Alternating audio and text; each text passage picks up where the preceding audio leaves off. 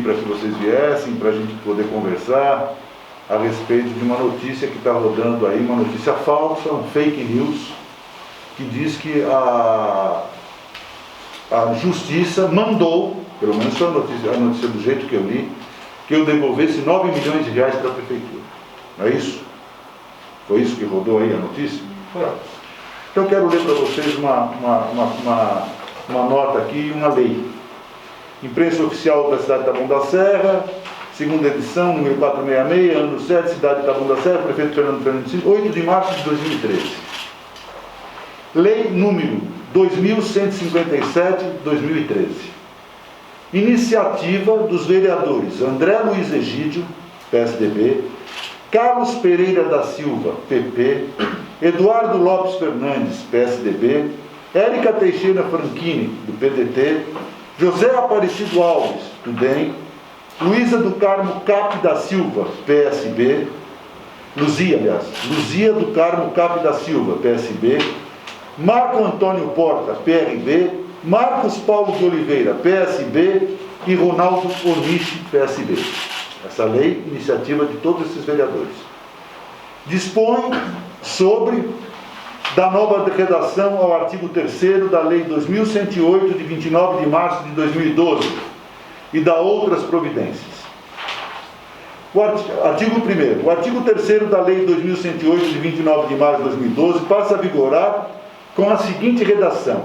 Artigo 3º. A remuneração do cargo secretário municipal para o mandato de 2013 a 2016, fixada no valor de R$16 mil. Artigo 2º. Ficam inalteradas as demais disposições legais contidas na referida lei. Artigo 3º. As despesas decorrentes da execução presente da lei serão oneradas por verbas próprias constantes no orçamento. Artigo 4º. Esta lei entrará em vigor na data de sua publicação, Prefeitura Municipal de Taboão da Serra, 6 de março de 2013. Então, essa lei, que foi iniciativa dos vereadores, que aumentou o salário dos secretários para R$16 mil. Há um tempo atrás, eu não sei há quanto tempo atrás, a Prefeitura, eu acho que agora já na gestão do Aprígio, não sei a data exata, mas se você puder levantar aí, entrou com uma inconstitucionalidade da lei. Nós ganhamos na primeira instância, ganhamos na segunda instância, e eles recorreram ao STF. E aí a ministra Carmen Lúcia entendeu que a lei realmente era inconstitucional. Ótimo. Aí a Carmen Lúcia devolve, eles devolvem o processo para a primeira instância. E aí eles entram com um pedido de bloqueio dos meus bens, para se houvesse depois uma decisão de restituição aos cofres públicos, que os meus bens tivessem bloqueados. Bom, e a juíza entendeu que cabia esse pedido deles. Eu ainda não tive os bens bloqueados, o que eu tenho não tive bloqueado, mas a juíza entendeu, e provavelmente, mas nós entramos com um agravo no TJ. Estamos aguardando, vai ter que julgar o mérito desse agravo. Mas esses são os fatos, né? Não existe nada, não existe decisão nenhuma de devolução, até porque o que os nossos advogados, eu entendo, e o próprio tribunal entende, o STJ entende, que para haver improbidade, para haver restituição, é necessário dolo. É necessário dolo. Como que pode haver dolo se a lei não é da minha iniciativa? Se a lei fosse da minha iniciativa, eu tivesse tomado essa iniciativa, você poderia até se pensar em dolo. Mas a lei não é da minha iniciativa. Não foi iniciativa dos vereadores, inclusive. Então, tudo isso vai ser discutido. Logicamente, depois eles também vão recorrer, vai ter um processo que vai caminhar. E aí, no final, nós vamos saber qual vai ser a decisão. Não agora do jeito que eles publicaram. Que a Justiça determinou que eu devolvesse aos cofres públicos 9 milhões de reais. Né? Ela, não sei com base em que cálculo, determinou 9 milhões, que a gente, inclusive eu e o Alexandre estavam vendo, com base no que não conseguimos levantar os cálculos como foram feitos, mas de qualquer maneira, ela não determinou devolução nenhuma. Então essa notícia é uma notícia mentirosa que visa denegrir a minha imagem. É esse o objetivo dessa notícia. E para que esse fato não tomasse corpo maior, e eu sei que vocês têm que publicar, vocês têm que investigar, vocês têm que saber o que está acontecendo, eu convidei para que vocês viessem aqui e tomassem conhecimento dos fatos. É nítido, é público e notório que existe uma intenção de atingir o Fernando Fernandes. Só que o autor intelectual disso, que deve ser o senhor prefeito, porque partiu da prefeitura, e não partiria da prefeitura se não tivesse a anuência dele, esqueceu de ver que a lei era iniciativa dos vereadores e que a mulher dele assinou a lei. Luzia está aí como uma das responsáveis pela iniciativa, votou inclusive favorável a isso aí, né? Então eu queria passar para vocês a verdade dos fatos. Aí o processo vai correr, eu não sei quanto tempo vai acontecer, nós vamos nos defender, já estamos nos defendendo, e vamos aguardar. Nós acreditamos que nós sairemos vencedores dessa peleja judicial. Agora fica aberto as perguntas aí, as dúvidas. Prefeito, boa tarde. Acho que a primeira coletiva agora de 2021, como prefeito de Taboão. Eu estava dando uma olhada no processo e ele disse que é referente ao aumento do salário dos secretários na época. Isso. Pelo que eu entendi, eles estão somando os 17 secretários, vezes 4 mil por mês, e aí chegaram à memória de cálculo para chegar a esses 9 milhões. Então já parte de uma premissa errada. Eu não tinha 17 secretários. Né? Nessa época, se não me falha, ainda não existia a Secretaria de Planejamento. A Secretaria de Obras assumia obras de habitação, era um secretário só. Então já parte daí já tem erro no cálculo. Entendi. Mas o senhor acredita que a lei, eu lembro que na época teve bastante discussão por ser logo no início do seu mandato o aumento do salário de secretários. A lei, de uma forma geral, pelo que o senhor viu em outros municípios, existem outros processos semelhantes de aumento do salário do secretário durante a gestão? Porque ele falou que você tem que determinar antes. Não, a lei fala que o que tem da época, o entendimento era esse, que a lei que está na letra da lei, ela fala de prefeito, vice-prefeito e vereadores. Ela não fala de secretários. A ministra Carmen Lúcia, no entender dela, ela fez uma analogia, mas a lei não é explícita. Tanto é que na época, tanto o Tribunal de Justiça, tanto o STJ, né, e até o STF, na época, parte do STF entendia que isso era legal, não tinha problema. O Tribunal de Contas entendia como legal, as contas foram aprovadas, o Tribunal de Contas entendia como legal. Esse era o entendimento da época. Então isso mostra, inclusive, que não há dolo. Porque se houvesse alguma coisa errada, nós já teríamos na época existia esse entendimento. E tanto é que não vamos nem nos referir à época, agora. Há pouco tempo, eles ingressaram aqui, a primeira instância deu como que não havia inconstitucionalidade, a segunda instância deu que não havia inconstitucionalidade, só a Carmen Lúcia, só o STF achou que havia inconstitucionalidade. Não estou discutindo se eles estão certos ou errados, eu tenho que obedecer, o STF decidiu, né? Mas não era uma coisa assim, pacificada, não era um entendimento pacificado. A primeira instância achava que não, a segunda instância achava que não, e só lá no STF que a Carmen Lúcia determinou essa constitucionalidade. O que prova com isso, para qualquer bom entendedor, que não houve dolo. Porque uma coisa que suscita dúvida, né, na primeira instância, na segunda instância, e só lá nesse momento no STF acontece isso, e isso já passou por julgados no Tribunal de Contas, então, que também entendia que não tinha problema, não há dolo, porque existia dúvidas, então, sobre a matéria. Dúvidas que, inclusive, falavam a favor da gente, que estava correto. Tá.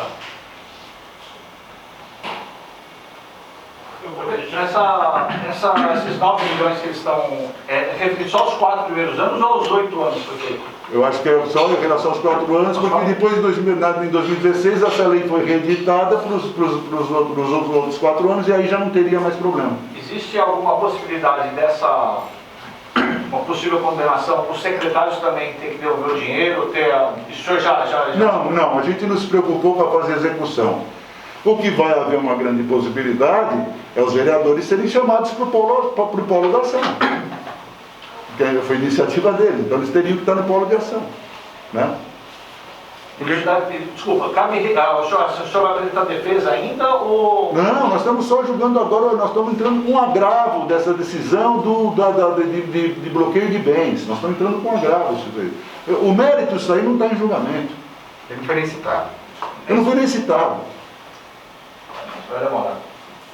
Não é uma questão de demorar, eu quero até que resolva rápido. Não é uma questão, eu não quero arrastar isso na justiça, eu quero que resolva rápido. Porque não há dolo, evidentemente que não há dolo. Se teve toda essa dúvida, se teve o consentimento na primeira instância, na segunda instância, durante a primeira fase do processo, o Tribunal de Contas nunca apontou, aprovou, qual a dúvida? De dolo. Qual o dolo? Improbidade, ressarcimento, precisa ter dolo.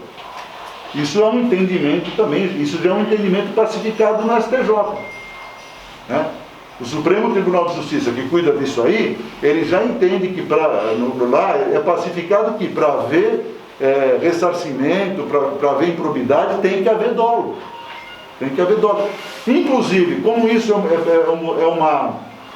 um tema muito discutido, por conta principalmente dos prefeitos para trás e os que estão no mandato e os que pretendem um dia ser prefeito, está em votação no Congresso Nacional uma lei específica para dizer assim, declarar que não pode ser dessa maneira, tem que ter dolo. Está tramitando no Congresso e está indo para plenário logo, para acabar com isso aí, que tem que ficar muito claro na lei. Porque até então é entendimento, sempre foi entendimento. O STJ entende que precisa ter dolo. Agora vai estar presente na lei, segundo lei que está sendo aprovada no Congresso, vai estar presente na lei, explícito na lei, que precisa ter dolo. Na defesa do senhor, não sei se já foi envolvida a Câmara nesse processo. Nós não estamos discutindo mérito, nós estamos discutindo bloqueio. Certo, mas depois disso... Depois aí nós vamos discutir o mérito, aí nós vamos ver nós não, são médicos, sabe disso, não são advogados. Então os nossos advogados, né, o advogado que está tomando conta do caso, aí sim que entra... Aí ele vai ver quais são os caminhos, ele vai ver como ele vai discutir o mérito da coisa. Mas no processo na primeira, segunda, nas outras instâncias, não foi envolvida a Câmara. Eu acho que no primeiro foi envolvido, depois a própria prefeitura pediu para tirar, não foi isso? Foi. Por quê? Mas no processo do DADIM, né? Na ação da DIN. Na DIN, ação de inconstitucionalidade, movido, estava incluída a Câmara, que estava incluída, porque ela votou a lei. Depois a prefeitura pediu para tirar, uma coisa assim. Mas a gente não se preocupou com isso. Eu não quero prejudicar ninguém, nem envolver ninguém. Não é essa a questão. A questão é provar que não há dolo. Né? Se eles consideram que é um erro que foi discutível, né?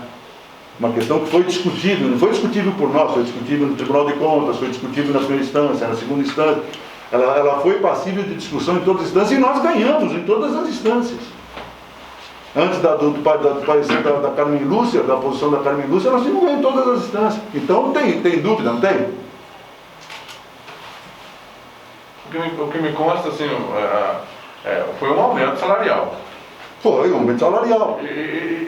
Não sei até onde a prefeitura não estava desautorizada pelo governo federal, pelo governo estadual, em promover nenhum tipo de aumento para os seus funcionários. Então, eu só não entendi o porquê da... Não, porque eles entendiam, eles quiseram criar problema, entendiam, e depois, daí também não podemos dizer que não, porque a própria Carmen Lúcia depois entendeu que esse aumento também deveria acompanhar a anterioridade, como era o aumento do prefeito, do vice e dos vereadores. Só que isso não está expresso na lei. É a analogia. Que até então, a primeira instância, a segunda instância, não entendiam isso. Também não entendiam isso. O Tribunal de Contas também não entendia isso. Que teria que respeitar a anterioridade. Ninguém entendia dessa forma. Não estou dizendo que ela está errada. Aliás, é eles que decidem, não somos nós. É a última instância que decide. Tudo bem, é inconstitucional, mas não houve dolo, ninguém cometeu um erro. Foi uma questão de interpretativa que todo mundo errou até então, que agora eles estão corrigindo. Não existe nenhuma lei específica que não impedisse o senhor fazer isso. Não existia lei específica que impedisse isso. E a lei, ela foi de iniciativa da Câmara. Ela passou pela CCJ da Câmara, a Comissão de Justiça da Câmara. Foi aprovada pela Câmara. A CCJ da Câmara também entendia que estava correto. Houve o autógrafo do presidente da Câmara. Aí veio para ele sancionar. A única situação que ele fez foi sancionar. A CCJ da Câmara disse sim, o plenário da Câmara disse sim, o presidente da Câmara fez a outorga e mandou para eu sancionar. Então, todos erraram. E como que o senhor avaliou a forma com que esse tema foi abordado? Eu nas avalio redes a forma sociais? muito clara. Essa questão foi política, o início dessa questão foi política. Todo mundo sabe das desavenças que o Aprígio tem em relação à minha pessoa. Isso é político. Ó, tem outra forma. Mas também é um direito que ele tem. Um direito que ele tem. Prefeito, as contas de 2013 a 2016, todas já foram julgadas pelo Tribunal de Contas? De 13 a 16, todas. Todas aprovadas. Não, 16, eu acho que já julgou 17 e já julgou 18, né? 17 e 18 também já foram aprovadas. Entendi, não, é só para saber se... Todas aprovadas. Todas aprovadas. Prefeito, aproveitando a coletiva, ontem a Câmara abriu uma comissão para avaliar os gastos da pandemia. O presidente é o Dr. André Egídio. Que é uma outra pessoa que tem problema com a gente, né? Como que o senhor também avalia? Não, eu só quero saber por que eles estão querendo saber a prestação de contas, porque vocês, eu acho que eles vão se lembrar. Eles aprovaram uma lei na Câmara que eu deveria prestar contas semanalmente, foi quinzenalmente. Então eles receberam prestação de contas quinzenalmente. Então se eles estão querendo saber, eles não leram o que foi mandado para a Câmara. Porque quinzenalmente era mandado os gastos para a Câmara, descritos, os gastos quinzenalmente. Eles estão pedindo uma coisa que eles receberam quinzenalmente. Nós indagamos. Eu perguntei para ele, mas esse relatório não é a prestação de contas, que é aquele que vinha a cada 15 dias? Lógico que era prestação de contas, era o que eles exigiram. Lógico que era prestação Sim, de então, contas. era prestação de contas, porque vinha a cada 15 dias. Mas ele disse que tem itens lá que ele entende que precisam ser reavaliados. Tem muitos itens que têm que ser reavaliados, como por exemplo, tem que ser reavaliado também o sumiço das vacinas, que até agora ninguém falou nada, né? Ninguém se manifestou. Soube até que o Adilson um dia interpelou o prefeito e foi agredido verbalmente pelo prefeito, porque interpelou o prefeito, porque não tinha explicação ou satisfação, não precisa nem explicar, dar satisfação da questão das vacinas. Então tem isso, eu acho que isso é mais grave para ser explicado, né? Isso é muito mais grave para ser explicado. Mas como o senhor avaliou o início dessa CPI, dessa CEI? Olha, eu avalio sempre como político. Olha, aqui não tem bobo, né? Eu não sou bobo, nem vocês são bobos. Uma CPI que vem do governo, capitaneada pelo André Egídio, que público e notoriamente é contra mim. Público e notoriamente é contra mim. O que eles têm, olha, sabe o que acontece? Eu estou vendo o filme se repetir. Quando eu deixei a prefeitura, lá em 2005, eu assisti esse filme. O Fernando é um fantasma na cabeça deles. Eu vou ser um fantasma na cabeça deles. Eles acham que eu vou voltar, vou ser prefeito, vou concorrer com eles. É isso. É isso que eles pensam. Eles querem produzir alguma coisa que torne o Fernando inelegível. Esse é o objetivo. Porque eu sou um fantasma na vida deles, como eu fui de 2005 até 2012. Eu fui um fantasma. Em 2012 o senhor voltou. Em 2012 eu voltei. O senhor sonha em voltar para a prefeitura? Não está em questão a minha volta à prefeitura. Seria até uma infantilidade minha falar em volta à prefeitura, iniciando um governo hoje. Esse governo parece que ele é velho, mas ele não é, ele é novo, viu? Ele começou em janeiro. Mas parece que está velho já, né? Parece que envelheceu. Por que será? Por que parece um governo velho? Por que esse governo já está nesse... Pelo que eu vi, eu estou acompanhando a distância, minha vida hoje é o Palácio do Governo, eu sou subsecretário das relações com os municípios, eu atendo os prefeitos, inclusive houve aquele incidente que vocês publicaram com o Aprígio, né? Que eu não falei um A, vocês só ficaram sabendo porque eles contaram, porque eles falaram, eu não falei um A, né? Então, hoje a minha vida é aquilo, aliás, estou muito feliz, é um trabalho muito gratificante. Trabalho com 645 municípios, né? Aliás, 644, porque o município de São Paulo não necessita desse tipo de ajuda. Mas trabalho com 644 municípios, é um negócio muito gratificante, estou aprendendo muito, estou ampliando minhas relações, um aprendizado maravilhoso, acho que é uma experiência que eu estou acumulando na minha vida maravilhosa, que pode inclusive me conduzir para outros caminhos, né? Outra política, uma política mais macro, né? Porque a política em nível de Estado é uma política mais macro. Estou muito feliz, mas eu sou um fantasma para eles, está provado nesses gestos aí. Você entende que o processo, de alguma forma, visa tirar o foco da gestão atual e aproveitar que essa gestão atual não estaria sendo bem sucedida nas ações tomadas até agora? Acho, honestamente acho, que isso é uma cortina de fumaça. Acho que isso também envolve a origem desse processo. Querer fazer uma cortina de fumaça por um governo que não está sendo executado da melhor forma, para usar um eufemismo, né? É porque a gente tem visto aí o que está acontecendo, questão das vacinas, outras questões aí, briga toda hora, o próprio comportamento dele com você, Adilson. Adilson, você sempre foi um repórter questionador mesmo, né?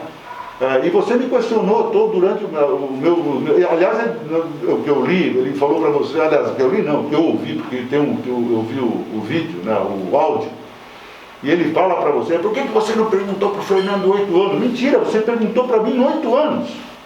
E as suas perguntas sempre eram as mais contundentes. Alguma vez eu faltei com respeito com você? Eu devo ser justo em dizer que o senhor nunca faltou respeito comigo. Nunca faltei com respeito. Posso ter opiniões contrárias à sua, não concordar com a sua crítica, mas eu sempre respeitei. Olha a atitude que ele tomou em relação a você.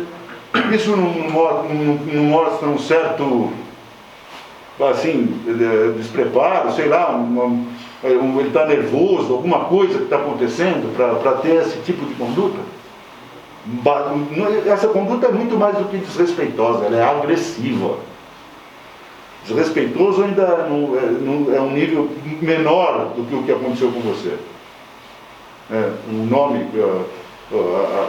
as palavras que ele te dirigiu, né? A briga do vice-prefeito com ele, 3 meses, quando aconteceu, né? Vice-prefeito saindo do governo, quer dizer, algo estranho acontece no fronte. Algo estranho acontece no fronte, não está, há um desentendimento. Não. Ele preocupado sempre lá em buscar ver se a cordinha da privada, lá, da descarga está funcionando. A escola não está nem funcionando, tem uma epidemia para ser... as críticas que eles faziam. Eles estão abrindo CPI da Covid, dos gases da Covid. Pegue o meu contrato com a SPDM, do Hospital Nosso de Campanha, que tinham no mínimo 40 leitos, com a possibilidade de 60 leitos, que ele fala que eu nunca tive. Quantos leitos ele tem no Clementino? 6. 6 leitos. Não, 6 leitos. 6 leitos. É da tua UPA, né? Veja o valor do contrato dele para 6 leitos e veja o valor do meu contrato para 40 leitos no mínimo. Comparem isso. Qual é o seu valor do contrato, senhor? O meu contrato, se não me engano, não chegava a 8 milhões para 6 meses para 40 leitos. O dele, me parece, eu não sei exatamente o número. 3.510. 3 para 6 leitos. Assim, facilmente... 3 meses. Para 3 meses. Para 3 meses? 3.510 para 3 meses, 6 leitos. 8 milhões para 9 meses, era o meu contrato, se não me engano. Mas eu não lembro exatamente, não é do que fosse, 9, 8. Para 40 leitos. Olha a desproporção. CPI para o meu contrato, CPI para o meu gasto. Prefeito, na virada de fevereiro para março teve aquele apagão das vagas de UTI, onde fazem um monte de insinuações. Eu queria que o senhor desse a sua opinião do que o senhor acha que aconteceu naquele final de semana, onde o governo do estado não cedeu nenhuma vaga de UTI para Taboão da Serra.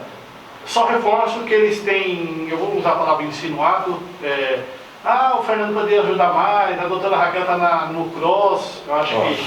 Então, você vê a que ponto chegam as injustiças que eles cometem. Quando eles falaram que a Raquel estava no CROSS, ela não estava ainda. Mas eu queria que o senhor avaliasse... Aquele apagão, aquela questão da falta de... Foi para o estado inteiro. Não foi Taboão da Serra que não teve vagas de UTI naquele momento. Foram vários municípios do estado, vários. E eu estava lá na secretaria, com uma atribuição que inclusive não era minha, só pelo fato de eu ser médico e estava na Secretaria de Desenvolvimento Regional, eu acabei ajudando nisso, procurando atender os prefeitos, tentando acionar a CROSS, ver o que a gente podia fazer, ajudar da melhor maneira possível. E eles foram lá. Eles foram lá. E só que quando eles entraram, eu não dei entrevista, estou falando agora porque aconteceu, eles acabaram falando, né, e vocês acabaram, eles entraram na sala, quando o Aprígio me viu na sala, ele virou para o meu secretário e falou, mas ele vai participar da reunião? O meu secretário falou, lógico, ele é meu subsecretário e está me ajudando a cuidar disso. Ele falou, então eu não vou participar, e saiu da sala. Aí saiu atrás dele o Mário Aparecido e o esposo da deputada, que estava acompanhando De Freitas. Coitado do Mário Aparecido. Mário de Freitas e o marido da Renata Abreu saíram junto com ele, sem graça. Depois de 2 minutos eles bateram na porta, voltaram, pediram desculpas para mim, para o secretário. O Fabrício estava muito exaltado e tal, mas sentaram comigo, eu falei, não, eu estou aqui para ajudar, eu não vim aqui para me contrapor ao Aprígio. Mas o prefeito não retornou. Não, ele não entrou. Ele não fez reunião. Aí entrou ele, entrou o secretário e o marido, aí fizemos lá um plano, ajudamos, naquele dia para o outro, eu consegui acho que 10 transferências, se não me engano. Eu fui atrás e tal, e estava diminuindo, não é que eu consegui porque fizeram uma gestão para Taboão, não, porque começou a abrir vagas e eu ajudando, correndo atrás, parece que foram feitas 10 transferências. Falei com o Mário ao telefone, me coloquei a discussão, aliás, eu até brinquei na hora, falei, o Mário está tendo a posição de estadista aqui, ele já deu risada, pode perguntar a ele se eu não falei isso. E aí o Mário continuou falando comigo no telefone aquele dia, e depois parou, e aí eu não consegui mais falar com o Mário, para continuar essa interlocução, para ajudar a cidade, aí eu não consegui mais falar com o Mário, não sei o que houve. Mas aí tudo bem, aí cabe a eles nos procurar para pedir ajuda, não eu procurá-los para oferecer ajuda. Ajuda institucional do Estado. Eu não iria falar sobre isso, não falei sobre isso. Mesmo depois do vídeo dele, eu não falei sobre isso. Vocês que foram atrás da informação e acabaram sabendo da informação, mas não houve essa reunião. Quem apresentou foi o Mário de Freitas. Ele não entrou, ele saiu da sala e não voltou. O que o senhor achou dessa postura dele? Eu acho que não cabe nem comentários, nem crítica, nem avaliação. Sabe, nem avaliação, não vou nem Aliás, não é minha função é ajudar, eu queria ajudar, eu quero ajudar, e se precisarem de mim, eu vou continuar ajudando. E o senhor tem tido tratativas com diversos prefeitos nesse sentido no Estado? Vários. Procuram, lógico, procuram. Todo mundo precisa de ajuda. Agora já está começando, já está melhor a situação, né? As necessidades. Aí depois veio a crise do oxigênio, dos cilindros de oxigênio. Praticamente ficou entre eu e a chefe de gabinete da nossa secretaria, mas o pessoal da São Paulo Invest, nós que cuidamos disso, da secretaria lá do desenvolvimento econômico, da Patrícia Reles, né? Então nós que cuidamos de apagar esse incêndio, graças a Deus conseguimos, se não apagar, mas minimizar muito essa questão dos cilindros no estado inteiro. Não é fácil, né? E como o senhor tem avaliado o momento da pandemia em Taboão? Porque lendo os boletins eu vejo que tem dia que esse número cai muito, mas infelizmente ele volta a subir. Mas eu acho que nós está com 40 e poucos. Mas eu acho que o Taboão não está fora da curva do que está acontecendo no estado, né? O Taboão está acontecendo aqui o que está acontecendo em todos os lugares, que são consequências das aglomerações, que não acontece só aqui, acontece em todo lugar. E é muito difícil, eu tenho conversado, já conversei inclusive uma vez com o governador, é muito difícil, né? E eu acho que o governador tem razão quando ele pensa muito nessa questão do lockdown, porque na periferia, onde as pessoas têm onde existe um adensamento muito grande, às vezes você tem 10 pessoas que habitam uma casa e a casa é pequena, como você fazer lockdown? É difícil, né? Você não ter 10 pessoas durante o dia inteiro dentro de uma casa pequena. Então, as condições da periferia são diferentes, né? É fácil fazer o lockdown em pessoas que moram em condições de habitação muito boas, né? Casas grandes, que tenham com piscina, que podem ficar em casa. Esse é fácil fazer lockdown. Agora, as famílias da periferia não é fácil, né? Então é um problema mesmo. Transporte coletivo é um problema, talvez um dos maiores problemas da pandemia. Né? A gente tem procurado atender, resolvemos dar uma questão numa reunião, inclusive que participou o 90. 90 esteve lá no Palácio. Né? Nós já tivemos desavenças políticas. O 90 foi lá, sentamos, discutimos e acabou chegando a um bom termo no final. E eu entendia que eles tinham razão, porque eu acho que os cobradores, os motoristas de ônibus são uma das profissões mais expostas na pandemia. São eles que vivem o dia inteiro transportando centenas de pessoas num ambiente fechado, respirando o mesmo ar. E eles não eram prioridade. Não eram prioridade. Nós discutimos, eu participei dessa discussão com o sindicato, com o 90, fiquei ao lado deles, foi levado ao governador, ao vice-governador, e aí eles foram incluídos na prioridade. Quer dizer, todo mundo que precisa vai, discute, né? O 90, por exemplo, não teve essa atitude, eu discuti com o Fernando outro dia, tive mais vez, então não, ele foi lá e foi bom, e foi bem atendido, e comemoramos juntos a vitória. É assim que tem que ser, pô.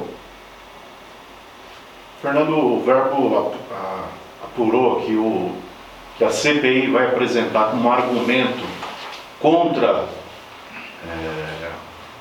a postura do senhor de que naquele período, começo de março, no pico aí, a CROSS disponibilizou vagas de UTI para outros municípios, menos para Taboão da Serra. Esse agora, desse ano? Essa CPI foi mas que março você está referindo? Março agora. Eu não era mais prefeito. Sim, mas eles associam... Mas então por que contra mim? Não estou entendendo. Eles associam que o senhor teria alguma gestão no governo do Estado para interferir nessa questão de disponibilização de vagas de UTI. A CROSS. Como eu disse, chegou também essa acusação a mim, de que a doutora Raquel faria parte da CROSS. Não, nessa época ela nem fazia. Ela nem fazia. Aliás, eles cometeram um erro, eles falaram que a CROSS nessa época era da SPDM, não era. Cometeram esse erro também. A CROSS não era da SPDM. A Raquel não estava na CROSS. E eu sou da Secretaria do Desenvolvimento Regional. A CROSS é da Secretaria da Saúde. Gente, quando a discussão vai para esse nível, falaram o quê? Então, mas o fato, estou antecipando aqui, que a SEI vai apresentar esse suposto documento. Mas mesmo se ela fosse, né, a doutora Raquel é médica, jamais faria isso. Mas não foi. Jamais faria isso. Não, mas veja o absurdo. Veja o absurdo. Querer imputar a mim uma história dessa, que estou na Secretaria de Desenvolvimento Regional. Completamente diferente. Completamente diferente. Como fazer essa ilação? É muita forçação de barra e criatividade, né? É muita forçação de barra. É vergonhoso. É vergonhoso. E o que o senhor achou de a aprovação da criação dessa SEI? Foi por unanimidade, com a assinatura de 8 vereadores que apoiaram o seu candidato na eleição de 2020. Na comissão tem 2, a vereadora Érica e o vereador Galo, que também apoiaram o seu candidato e fazem parte dessa comissão. Como se avalia a posição desses 8 vereadores? Direito deles. Eu não posso julgar. Direito deles. O vereador tem essa prerrogativa que ele deve usar, e se ele achar que deve usar, deve usar. Eu não tenho medo nenhum de ser investigado. Acho que a investigação, inclusive, pode me dar uma chancela de honestidade, de boa conduta. Eu não tenho medo de ser investigado. Se eu ficasse contra eles, eu estaria com medo de ser investigado. Não tenho medo de ser investigado, não fizemos nada, fizemos tudo o melhor que a gente pôde fazer. Aliás, pergunte à cidade se a minha performance durante a pandemia, no meu período de prefeito, não foi melhor que a deles. Pergunte à cidade. Eu dava satisfação quase que diariamente, através de vídeos, vocês acompanharam isso, quase que diariamente eu postava, eu falava do número de mortes, do perigo da pandemia, do que nós estávamos fazendo, eu prestava contas publicamente através de um vídeo da prefeitura, eu prestava contas quase que diariamente. É essa postura que está acontecendo isso agora? Vocês têm essa informação diária do prefeito da cidade? Vocês não têm de ninguém. De ninguém. Prefeito, doutor, essa CEI diz que é um repasse que eles querem investigar, um repasse de 32 milhões do governo federal. Esse repasse do governo federal foi para ajudar os municípios, não foi só na pandemia, para ajudar as finanças do governo. E eu passei o meu governo com superávit. Isso que eu queria que você explicasse um pouco, porque a princípio eles têm a ideia que os 32 milhões veio só para o combate à pandemia. Não. Vocês sabem disso. Então eu fico muito chateado, porque isso está nos jornais. Isso foi notícia. Vocês acompanharam isso. O dinheiro era para ajudar financeiramente os municípios. Também na pandemia, mas também ajudar financeiramente. E a prova de que eu apliquei corretamente esse dinheiro foi que a Taboão da Serra passou o ano com superávit, quer dizer, foi bem aplicado o dinheiro, deixou a prefeitura redonda em termos financeiros. Eu passei uma situação boa para eles, boa. E veja se os outros municípios aqui no entorno, é só ver. Veja como passaram os municípios no entorno de um ano para o outro, veja o que eles passaram. Veja qual foi o déficit dos municípios e o nosso superbom. Com vários déficits dos municípios que receberam o mesmo dinheiro, né? Que receberam o mesmo dinheiro, diga-se de passagem. Não foi só para mim esse dinheiro, foi para todo mundo. O Imbu, por exemplo, recebeu o mesmo recurso que nós, praticamente, se não recebeu mais. Pela população, né? Se não recebeu, não, mas era também por arrecadação. Foi 31 milhões, um pouquinho menos. Tá bom, mas 31 milhões, 32. Agora, vamos ver. Então, pegamos praticamente a mesma quantia. Como que passou o Imbu? Façam essa pesquisa. Como foi a passagem do ano de Imbu nas finanças? E veja nós passamos com superávit, está lá para todo mundo ver. Já que o senhor falou em finanças e falou em Imbu das Artes, um ex-secretário seu, outro secretário seu assumiu a gestão das finanças de Imbu das Artes, o Adelso, que inclusive foi convidado a participar ou a depor na CPI. Como que você viu um ex-secretário seu trabalhando no Imbu, reforçando que o senhor tem grandes desavenças, ou pelo menos tinha com o prefeito nessa...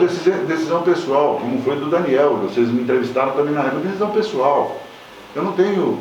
Eles tinham uma obrigação comigo enquanto eles eram meus secretários. Acabou, cada um faz o que quiser da vida. Cada um faz o que quiser da vida. Percorre o caminho que ele acha que é bom para ele. Eu estou percorrendo o meu, ele percorre o dele, o outro percorre o dele. Cada um faz o que acha. Eu não vou fazer julgamento. Porque se eu julgasse, seria uma arrogância da minha parte. Julgar o que é bom ou pior para a vida dele. Quem sou eu para julgar o que é bom ou pior para a vida dele? Escolhas, cada um faz. Eu faço as minhas. E vou responder pelas minhas escolhas. Eles fazem as deles, vão responder pela escolha deles. Se a escolha for boa, eles vão ser bem-sucedidos.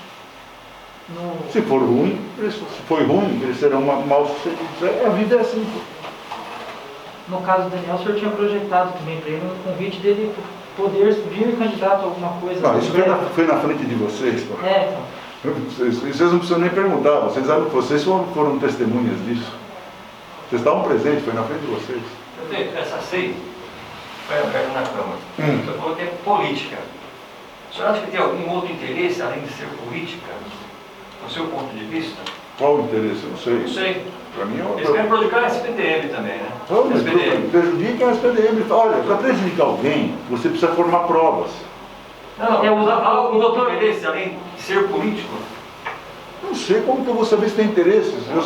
Eu só fico assim, eu fico assustado de pedir prestação de contas de umas contas que eram prestadas quinzenalmente. Isso teve do Imbu, no caso da OS, né?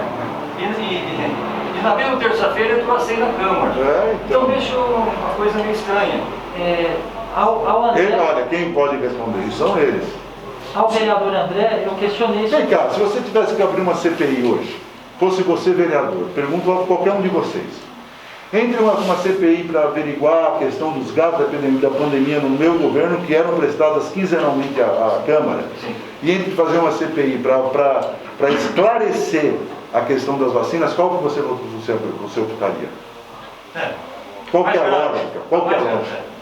Aonde há um indício de realmente ter havido uma má conduta, um erro muito grave por se tratar de uma hora de pandemia, desvio de vacina, tudo, onde que existe um erro grave?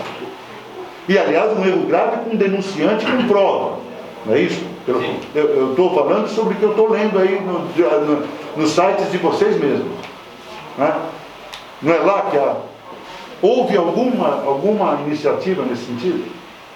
Pessoal, vocês sabem, eu não vi nenhum de vocês publicarem nada de alguma iniciativa nesse sentido, de querer averiguar o que aconteceu. Houve isso? O governo disse que abriu um processo administrativo e uma sindicância.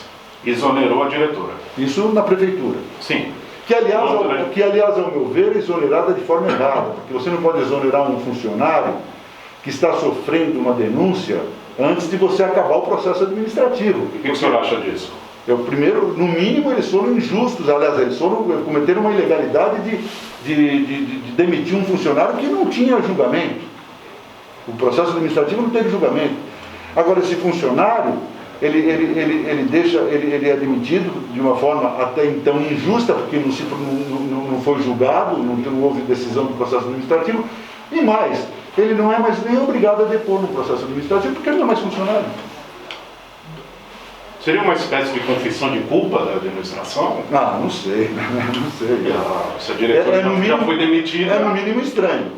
É no mínimo estranho. Doutor. Né? No mínimo estranho. Além do erro cometido. É estranho e o erro está cometido também. Porque ela não podia ser demitida. Ela não podia ser demitida. Ela só poderia ser demitida findado o processo administrativo. Por isso que eu pergunto. Então, não deveria permanecer até terminar com a... Não poderia, deveria. A suposta apuração que estaria havendo? Era obrigado que ela ficaria afastada durante todo o processo administrativo. Findado o processo administrativo, e o julgamento fosse que ela realmente tivesse tido culpa e aconteceu, aí ela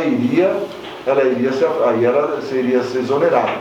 E também teria que ter sido feito o que não foi feito, um boletim de ocorrência. Isso no dia que aconteceu o fato. Quando houve a primeira denúncia, tinha que ter sido feito um boletim de ocorrência. O que o senhor pensa, não tendo havido o boletim de ocorrência? Adilson, não sou eu que tenho que pensar, quem vai pensar o juiz, o promotor, eles que vão pensar. Não, o senhor é experiente, o senhor tem vários mandatos, o que o senhor... Eu teria feito o boletim de ocorrência, como teve denúncia na minha gestão de práticas de saúde, de pessoas que cometiam erro, a primeira coisa que a Raquel fazia, não era nem eu, a primeira coisa que a Raquel fazia era abrir boletim de ocorrência. Você tem que ir na delegacia para roubar um remédio no posto, vamos supor. Tudo bem, você vai primeiro para o processo administrativo e vai na delegacia e tem um denunciante, vai lá e faz o boletim de ocorrência. Isso é obrigação. Doutor, após o término da abertura da SEI, eu questionei o doutor André, que é o presidente da comissão, quais as evidências que ele teria que motivaram a abertura da comissão. E ele admitiu que a prefeitura enviava quinzenalmente relatórios. Então ele já devia ter aberto isso lá atrás, estava errado, né? Ele disse que não tinha voto suficiente. Não, quando você propõe uma SEI, qualquer coisa, você não pensa em voto, você propõe. Você não negligencia, não é isso? Se vai ser aceito pelo plenário, se não vai ser aceito é outra questão, mas você não negligencia, você propõe, olha, estão fazendo isso aqui errado. Se querem apurar, se não querem, problema de todos. Eu estou denunciando.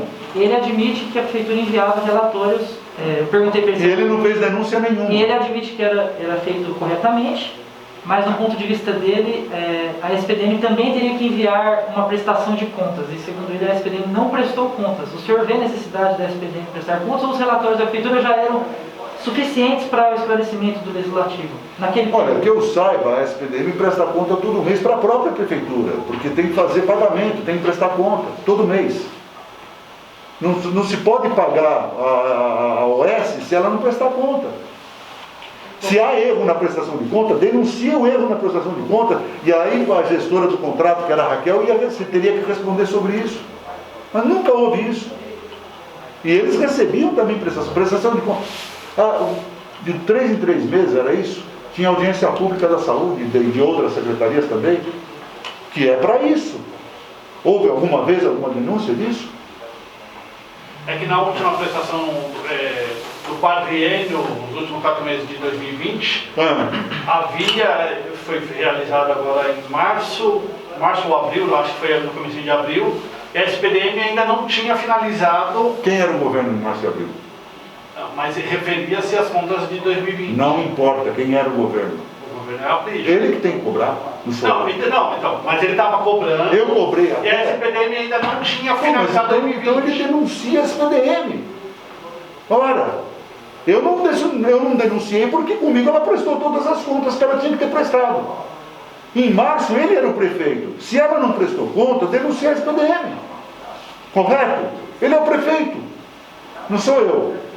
Vem cobrar de mim uma CPI, vem cobrar de mim que a SPDM não prestou conta em março de um ano que eu já não era mais prefeito. Gente, é um samba do crioulo doido ou não é? Ou eu estou louco? Eu estou louco, será? O senhor acredita que essa SEI tem o objetivo final de trocar a OS por uma outra, ao gosto de alguns grupos que apoiariam o governo? Eu não posso dizer que existe isso, mas já existe um processo em andamento na prefeitura para uma nova concorrência que tem que fazer mesmo, não é? E já tem empresas habilitadas para isso, inclusive a AGM está habilitada pela prefeitura, vocês sabem disso, né? A AMG, vocês sabem também, né? Ela está habilitada pela prefeitura para participar da concorrência. O que o senhor acha de a AMG estar habilitada, sendo alvo de denúncia de fraude alta da Polícia Federal? Se eu tivesse habilitado a AMG, eu estaria agora muito preocupado e talvez eu tomasse alguma atitude, eu pararia o processo e ia rever a habilitação dela.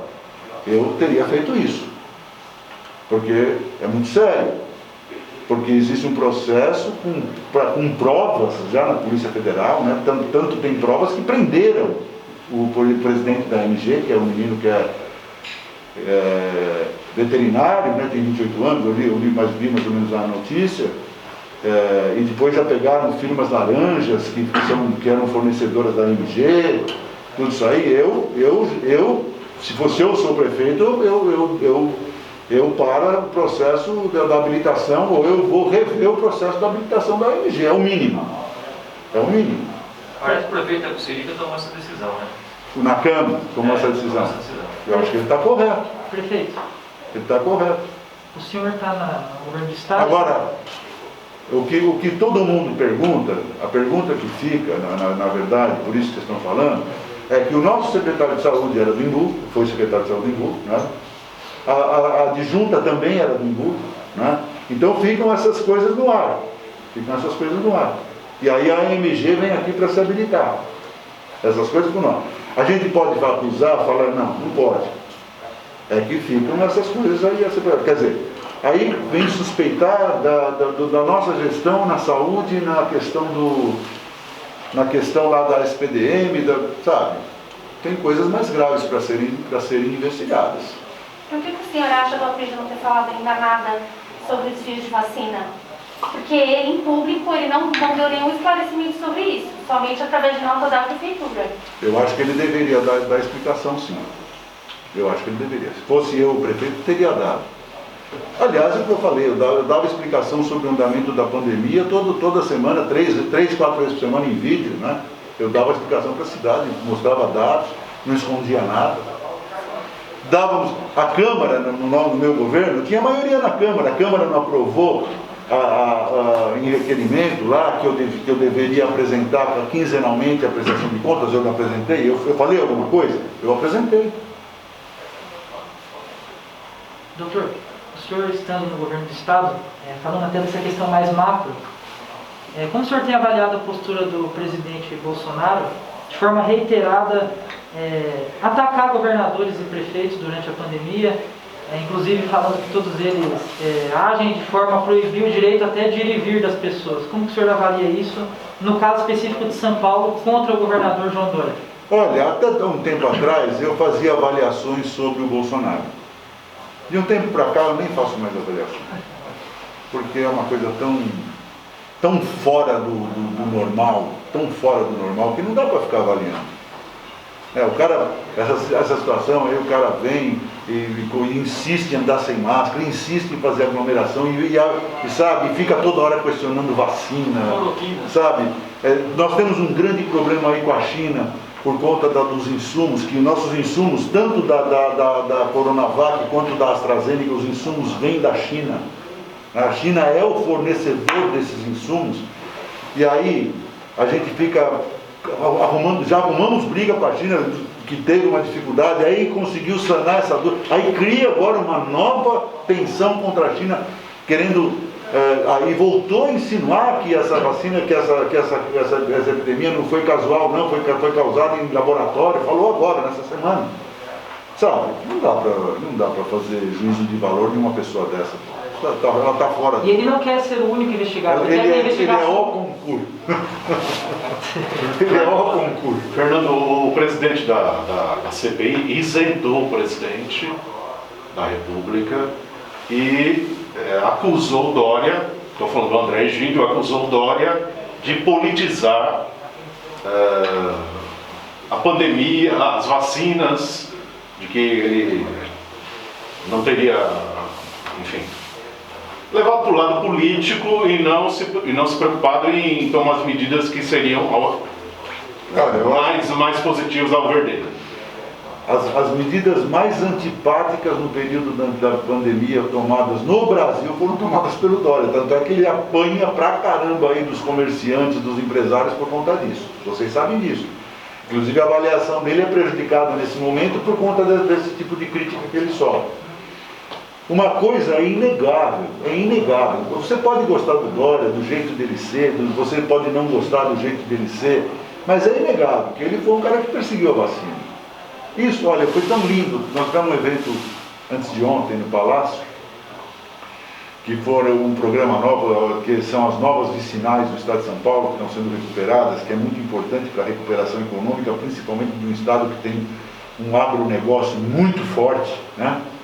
Então, é um programa que vai gastar aí 7 bilhões e meio na recuperação de vicinais, e isso vai melhorar todo o tráfego nas vicinais e com isso ajudar muito o agronegócio no Estado de São Paulo, que é uma das vendas das ações econômicas, né, do Estado, muito importante, né? E nesse dia falaram os prefeitos, em nome dos prefeitos, falou Edinho Silva, prefeito de Araraquara do PT. E o Edinho Silva foi tão elegante, assim, não é mais que elegante, ele foi honesto. Usou o microfone, parabenizou o governador, falou, olha, eu também estou apanhando em Araraquara porque eu sigo as instruções do governo do Estado, as normativas aí do governo do Estado. E eu não posso negar que hoje o Brasil tem vacina nossa, vacina própria do Brasil, porque o governador teve coragem de fazer isso. O Dória, naquela época, é uma coisa que ninguém discute, né? Eu não estou aqui discutindo política, se o Dória merece ser presidente, não deve, estou discutindo um fato. Lá naquela época, o Dória resolveu investir 500 milhões na vacina, que poderiam ter virado nada. Essa que é a verdade.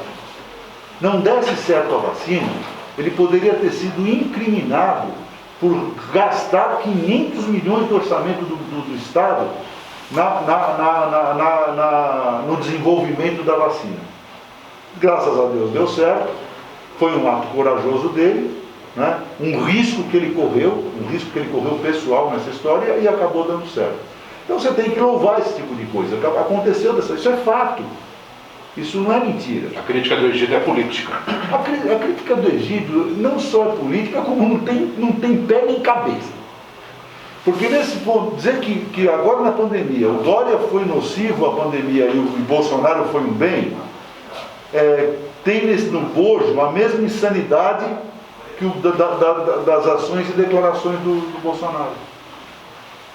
Tem alguém aqui que acha que o Bolsonaro age corretamente? Nós estamos aqui, eu estou fazendo essa pergunta com a certeza que aqui ninguém acha que ele age corretamente. Como ninguém acha? Com exceção dos bolsonaristas, aqueles loucos fanáticos, né, que defendem aí o bolsonarismo e defendem qualquer coisa que o Bolsonaro fizer, o resto da população acabou. O Bolsonaro já tem um conceito formado no resto da população. Ele não tem condições. E está aí. Você vê as pesquisas de opinião pública hoje, ele já perde o segundo turno para qualquer um que competir com ele. Qualquer um que competir com ele ganha o segundo turno dele. Isso é o que o povo brasileiro, a conclusão do povo brasileiro em relação ao governo do Bolsonaro. É um governo muito ruim mesmo. Só agrada aqueles que comungam com ele essas loucuras que ele pensa, né, para o país, o que ele faz. Prefeito, minha última pergunta. 2022, eleições. Você continua daquele jeito, da última pergunta?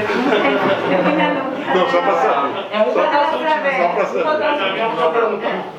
O senhor tinha a intenção de lançar o engenheiro Daniel como candidato a deputado federal? Intenção não, eu afirmei na frente de vocês. Vocês são minhas testemunhas. Sim, então o engenheiro Daniel seria o candidato a deputado federal numa dobradinha com a deputada Analice Fernandes, que vai disputar a reeleição. A minha pergunta é: quem o senhor ou quem o seu grupo político pretende colocar como substituto do engenheiro Daniel? Se pretende ter alguém da cidade ou da região com o apoio dos Fernandes nessa eleição, ou fará uma, como apoia a Bruna Furlan, apoia outros candidatos? Não, ela poderá ter dobradinha com mais outros. Nós não temos intenção de substituir Daniel por ninguém, não existe essa intenção. Existia uma estratégia política que eu fui muito claro com ele, deixei mais ou menos claro para vocês que eu não podia afirmar com todas as letras que aqui era essa intenção.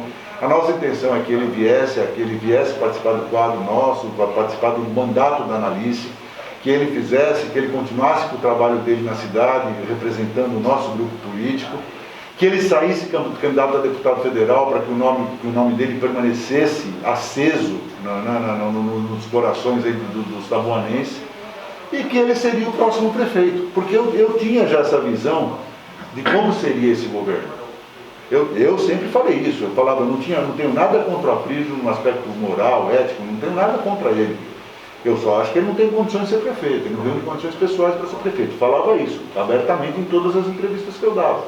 Não era uma questão pessoal, era uma questão de uma análise, e eu acho que a minha visão não estava errada, né? Pelo que eu estou vendo aí do governo. E o Daniel tem muita chance de seria o próximo prefeito da cidade. Essa era a estratégia. Agora, ele achou que... Foi. Tendo em vista todo esse esforço que o senhor teve, reuniu todos os esforços pela candidatura dele. O senhor não falou até agora no início, mas o senhor ficou chateado, muito chateado com a posição que o Daniel Bolgari tomou a ir a um grupo que é totalmente contrário ao que o senhor pertence? Lógico que fiquei chateado. Fiquei e declarei isso. Lógico que eu fiquei chateado. Agora, é uma decisão dele. E também, sabe o que acontece? Eu tenho 69 anos com alguns mandatos, com uma experiência política muito maior que a dele e de muitas pessoas aqui na cidade. Eu também entendo a juventude dele. A juventude faz com que a gente cometa erros, né? Provavelmente, uma situação naquele momento fez com que ele tomasse aquela atitude. Eu sei, eu me esforço e consigo entender. E acho que isso não é um julgamento definitivo. Ele tem muito tempo, ele é muito novo, ele tem muito tempo na vida dele para corrigir o rumo dele. Eu não teria esse tempo, né? Na minha idade eu não teria mais esse tempo para corrigir. Ele tem um tempão aí para corrigir. O senhor prevê que enfrentá-lo, eventualmente, daqui a 4 anos? O candidato que o senhor vai lançar, o grupo político do senhor, enfrentar o Daniel daqui a 4 anos, diz que ele vai ser o candidato junto com a irmã do prefeito de Embu das Artes. O senhor vê cogita isso? Olha, nós temos um grupo político na cidade, nós temos ainda temos a maior expressão política da cidade, que chama-se Analice Fernandes. Isso é inegável. A maior expressão política de Taboão da Serra chama-se Analice Fernandes. E quem tem um grupo desse, com certeza vai ter candidato na próxima eleição. Não sei quem vai ser, mas vai ter candidato.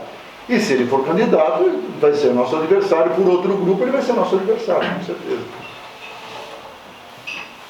Isso vai ser natural na política, né? Ele e outros aí que queiram ser.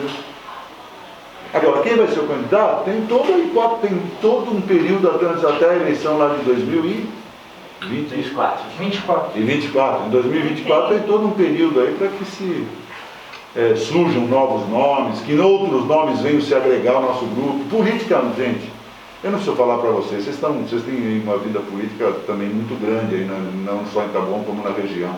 Política é muito dinâmica, né? O que uma hora está de um jeito, amanhã está de outro. Quem era o seu inimigo num momento passa a ser seu aliado no outro. Isso faz parte da política, né? A não ser quando as atitudes sejam muito extremas, ou a pessoa represente uma coisa que você realmente não admite, aí não existe chance de nenhuma coalizão, né? Mas, não existindo isso, política é dinâmica. Eu já tive amigos que se tornaram meus adversários e inimigos que se tornaram meus aliados. Na política tudo pode acontecer, desde que sejam respeitadas alguns preceitos.